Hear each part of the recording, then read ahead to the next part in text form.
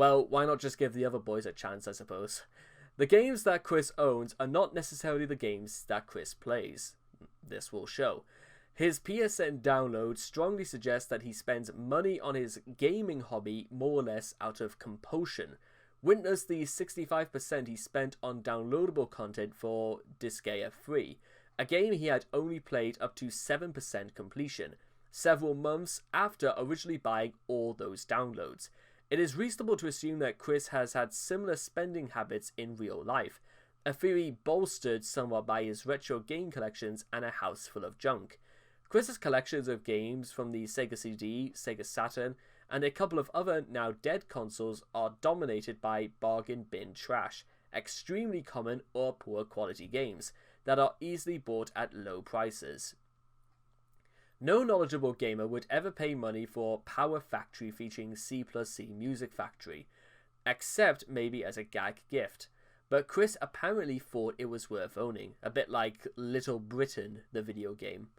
This habit seems to be picked up from Barbara, who and continues to this day in the form of eShop shovelware and virtual console downloads. Also, what I was saying earlier is that Little Britain, the video game, is said to be the single worst game for the whole of the PlayStation 2. And I own a copy of that game just as a joke. But after playing it, the joke is pretty much very worn out. His collection does a good job of telling us what sort of games Chris does and does not play. Outside of the Pokemon series, for instance, he evinces no interest in role-playing games. Well, that's kind of sad. Most of the non-Pokemon RGBs in his collection, like Sudoku and Final Fantasy VII, are PlayStation Retro releases he impulse bought through the PSN. Chris buys those up like penny candy. He has even downloaded several digital duplicates of PlayStation games of which he already owns physical copies. Even during his short Hyperdimension Neptunia phase in late 2017, he only showed an interest in the anime adaptation of the games and has never shown any indication he has either been interested in or played the games. You know, considering I own copies of Hyperdimension Neptunia of the various games like 1, 2, 3, and it's Hyperdimension 1, 2. The third one is called V Generation, and then there was sort of like a pseudo spin-off / a sequel called V Generation 2 and Cyber Dimension.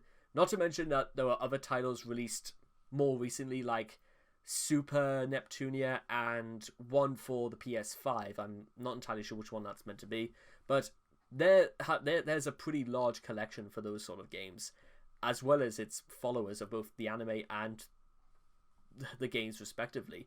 And the games are fun as hell to play because they're just full of, gag nerd, video game trivia, which you would have assumed would have appealed to somebody like Chris, but apparently not.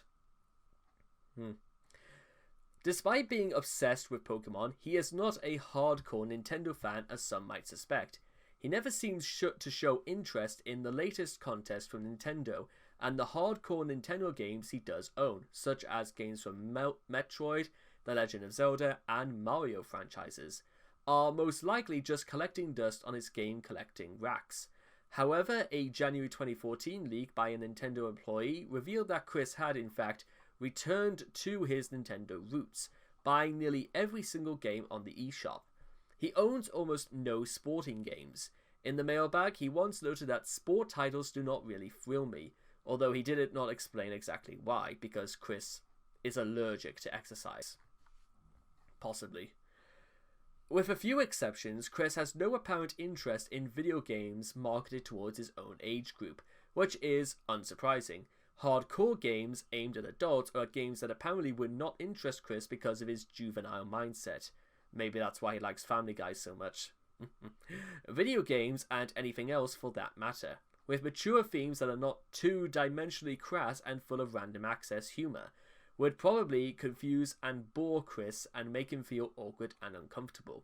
Adding to the fact he probably would not be able to get very far in the game, this is supported by the fact that he did not try out BioShock, a first-person shooter with RGB elements, but only for a short time and never touched it again.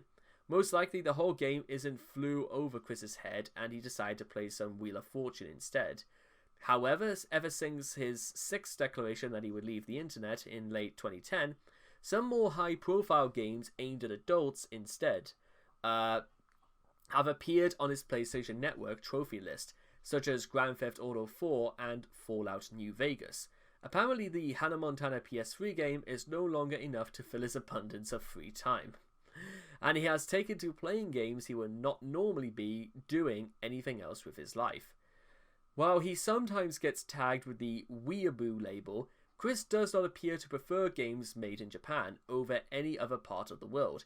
In fact, his favourite games of 2008 and 2009, the period where he told us the most about what he plays, are pretty evenly divided between Japan, Sonic and Pokemon, the United States, Guitar Hero Brutal Legend, Canada, Mod Nation Races, and Europe, Little Big Planet.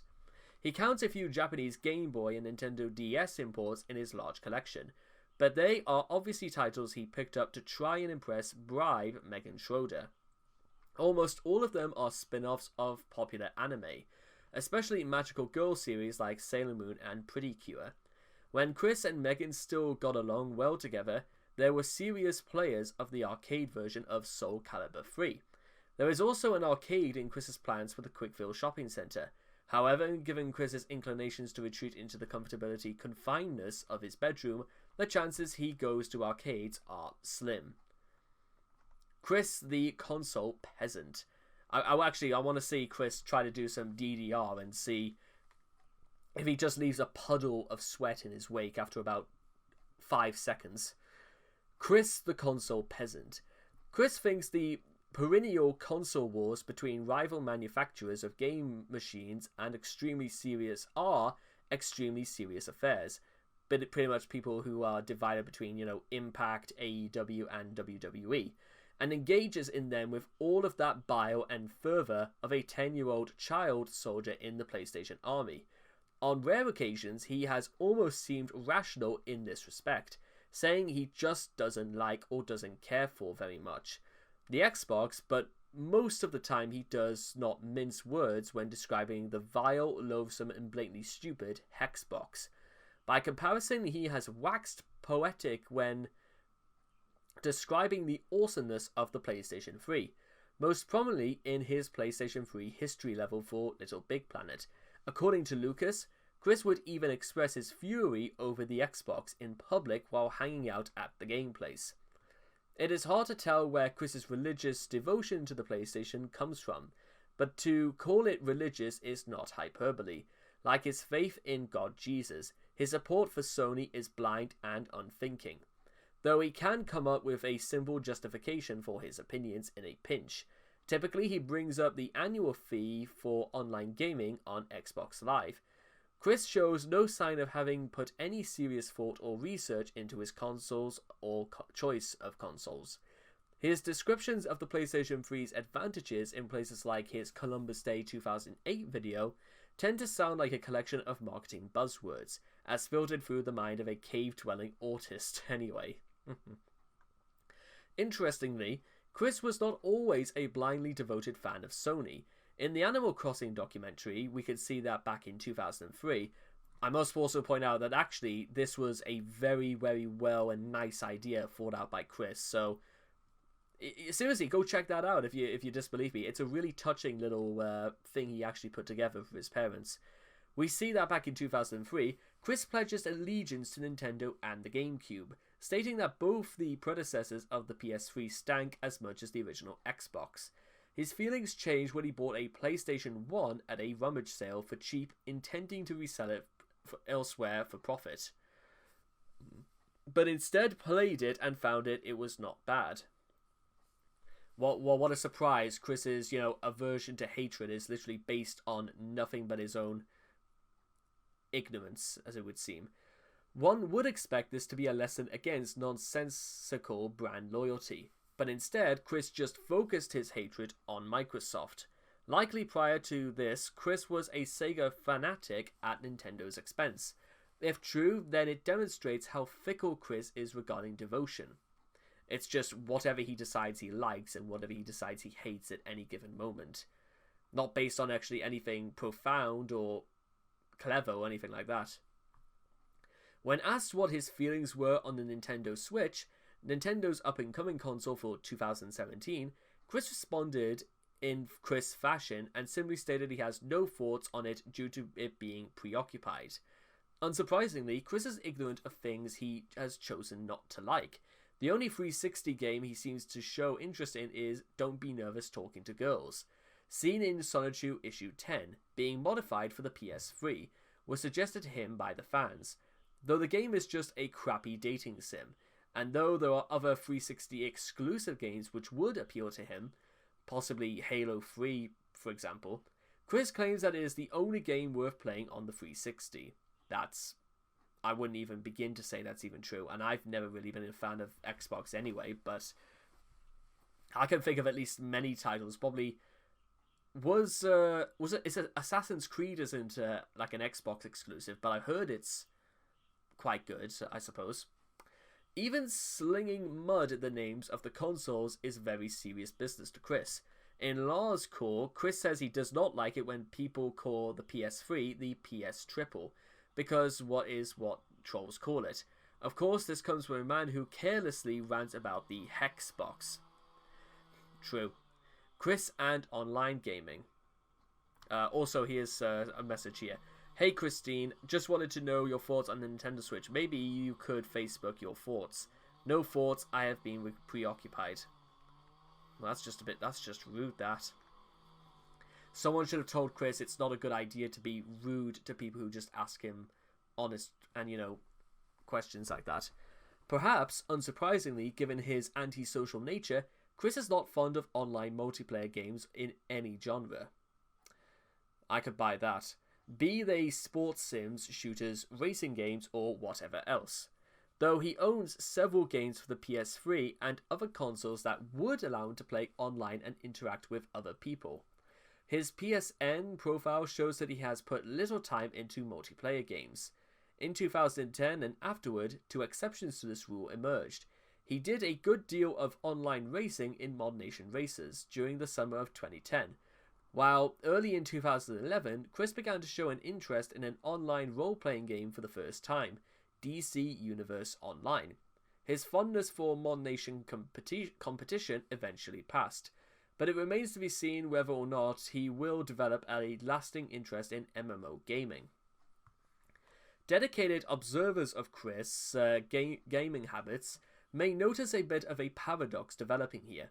Chris claims to hate the Xbox 360 because Microsoft requires a $50 annual subscription fee for online multiplayer gaming.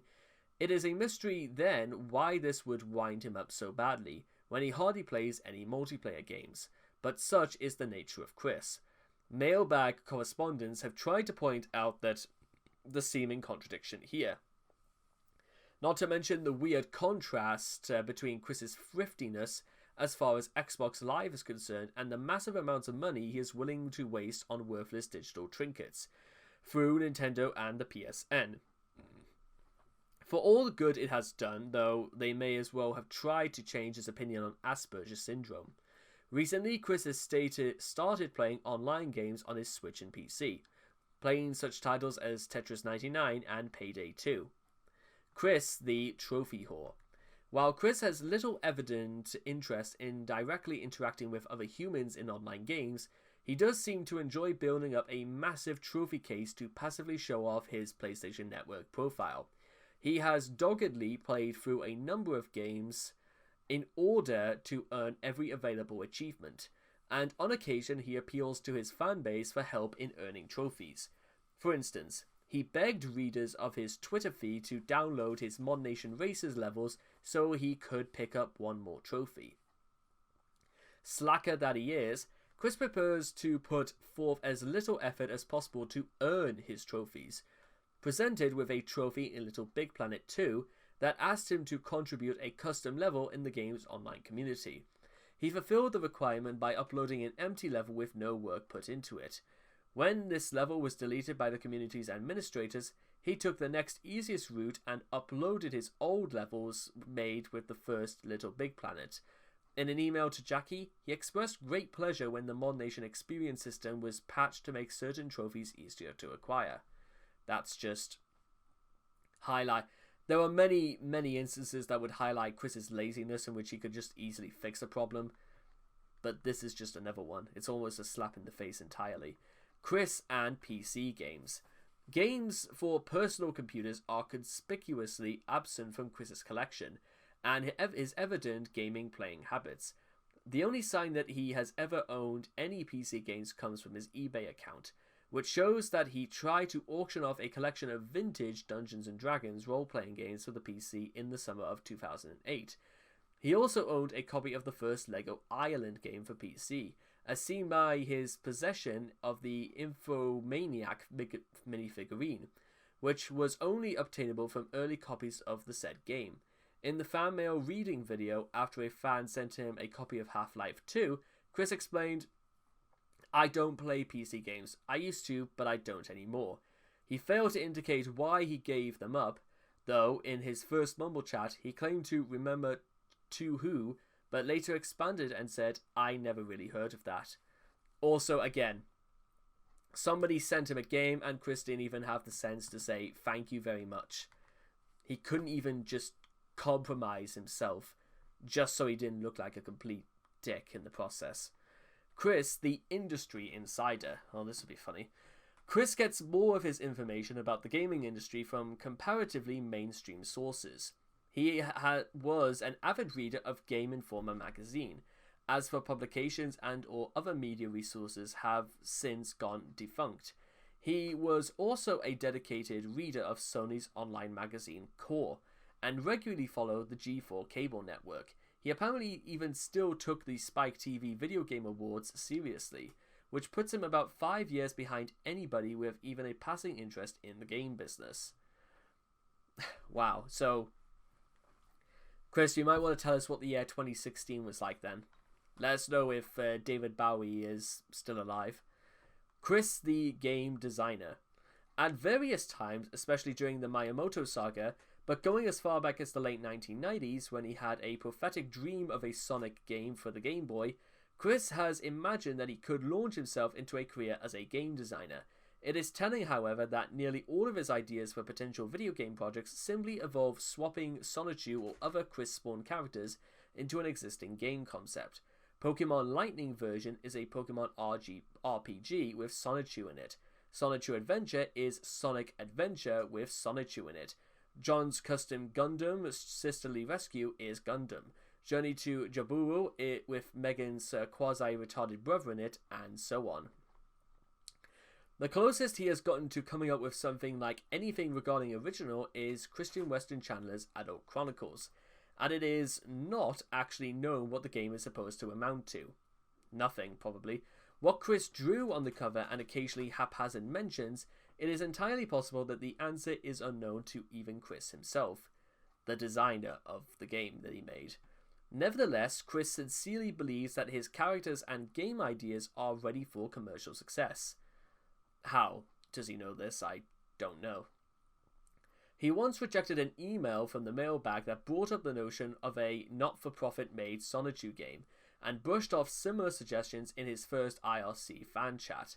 In the video about dispelling rumors of an official Sonichu game, he scoffed at the idea of this because ideas being made with 2D graphics, moding, and customization. One of the great ironies of Chris's existence is that he loves to create and share his creations, even though he possesses almost no genuine innate creativity. He tends to gravitate strongly towards video games that allow him to create his own content and share it online. Since console games are often not modifiable, while PC games modding tends to demand more technical skill than he could ever possess, Chris has only able to show off his creativity in this field so much. That said, the PS3 games Little Big Planet and Mod Nation Racers exerted a powerful grip on him with their customization capabilities. Chris made a ton of levels in Little Big Planet, dropping out of sight for the better part of a month when he first acquired the retail version of the game. Likewise, he has made many levels, characters, and custom cars for Mod Nation Racers. and it has resulted in a similar disappearance during the summer of 2010. His output was not shown too much actual competence, but it is not the lack of time and effort spent. Even in games that offer only light customization features, Chris makes a point of personalizing his experience as much as possible. He spent considerable time on a Guitar Hero band, up to drawing disturbing pictures of his virtual bandmates. The amount of time he spent on tweaking his Animal Crossing villages is simply colossal. According to the Regina emails, Chris made a similarity big deal about F-Zero GX and Jet Set Radio, even though both games limit their customization options to things like swapping around car parts or personalizing small decals. Likewise, as the gallery below displays, Chris enjoys customizing his game hardware. He has splattered Sonichu artwork all over his GameCube, a Nintendo DS, and a couple of Game Boy Advances, a PSP, his now deceased original PS3, and possibly other consoles or handhelds. One of his Pokewalkers also appears to have received the Sonichu treatment, being repainted in blue and yellow. Chris's perception of video game technology. Chris obviously has no idea about how video games or video game consoles work. For example, as seen in a panel of Sonichu number 10, he seems to think that games are interchangeable and can work on any console. Do not buy or download illegal copies of Little Big Planet on Wii or Xbox is punishable by law, even though Little Big Planet is a PS exclusive, bit like the God of War series. Even though he could easily check and see that he cannot play his copy of Little Big Planet on his Wii, although he is either too lazy or is afraid of having his house raided by jerk-cops. Neither is he aware of the technology's current capabilities. As stated in the survey of Chris and Reality, he once suggested that Nintendo should create a Pokeball peripheral which could display graphics, which can only be seen in science fiction. Currently. Very reminiscent of his imagination of Yu-Gi-Oh, for example. Recent years. In a surprising twist of fate, Chris's passion for games seems to have subsided. No. It has been months since he touched his PS4 and has not shown much interest in the new PlayStation first and third-party titles. It is likely he spends a lot more time playing on his Switch, but a look at his tweets and wish list suggests he is busy binging TV shows and movies. He has not even made mention of the new generation of consoles that are slated for release in a few months. Well, possibly shorter than that because of the PS5 and goodness knows what else. And as we could just see right here, these are Chris's designs for his Game Boy Advance, his GameCube, his PSP, and other customizable stages and all this. And we're just going to sort of like end this video by quickly looking at his overall collection. One of their most valuable customers, him posing at a DS, wow, back in the day when DSs were just everywhere. But let's see apparently if, I might just even just do this for a different video, but because if you could see right here, I'll show you exactly how long this article is anyway. What, ready?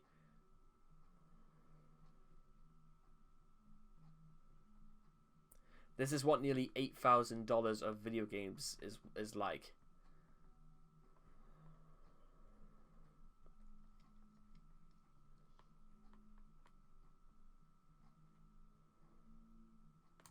With the final one being Halo 5 Guardians for... Is this Xbox One? Yes, it is. Despite Chris's avowed hatred of the Xbox 360, he tried to sell several games for the original Xbox on eBay. In November 2017, he casually mentioned his gamer tag in a Facebook comment. And, wow, look at all this. Orange, but I've never heard of it. Viva Pinata, that's kind of cool, I suppose. Games he's bought on Steam, and that should be that. That's going to get an article on itself, just because it's so long anyway. But that, ladies and gentlemen, is it. That was Chris and video games, and ironically, what I was saying before, it seems as if that sort of like rubbed off on Chris as well. He just kind of like lost interest. I don't know whether it was just because he grew bored or now he's got to find something else to fill up his time. But it's just, again, more evidence suggests that not only Chris wastes whatever money he gets on things that he doesn't really need, but also wastes considerable time he could be putting into his comic or, goodness knows whatever else, a job, for example. Now, what I could do, I could just literally bring my PS4 down and just play some games for an hour, but no, I don't particularly think, like, maybe if I generally had nothing better to do with my time, but it's one of those things when you get older, responsibilities sort of have to take front and center. Because, ladies and gentlemen, there is work to do. Always more work. So anyway, I hope you guys have enjoyed this video of Chris and video games. Please make sure to leave your thoughts and comments in the comment section down below. Let me know what you guys thought of the article for yourselves. Please also make sure to also like and subscribe to get daily notifications when my videos come out. And I hope to see all of you guys again in the next video. Take care. Bye for now.